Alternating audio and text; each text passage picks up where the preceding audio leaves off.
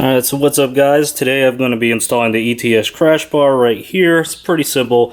You've got the two brackets. This is the top, so you can see this part's more angled and comes down, and then the bottom of the bracket is less angled. So this bracket will go up top here, and the angle is going toward the inside of the car. So this is the bottom bracket that'll go on. We've got one side of the bolts that go on, these three.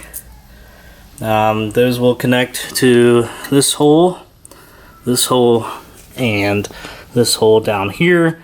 The long bolt will go in here. That actually holds your front mount intercooler on. And they provide us a new one with the kit, so we'll use that. And here are the longer bolts for the actual crash bar. They'll go through the two holes at the top here. Obviously, with your crash bar, make sure you mount it to have your tow hook threads on this side of the car. Passenger side, don't mount it upside down.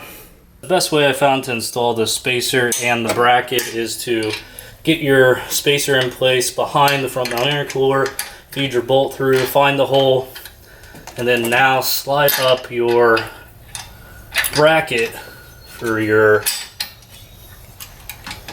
front brace, and then push it through. Once you get it lined up, have a socket ready, and then feed it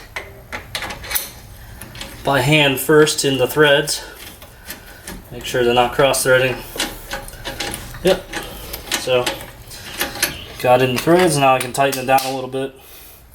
Alright, so I've got the other side lined up, just finger tight, and I'll insert the bolt and washer on the top, get it through to the bottom. Also, I've left this plate a little loose so I have more flexibility.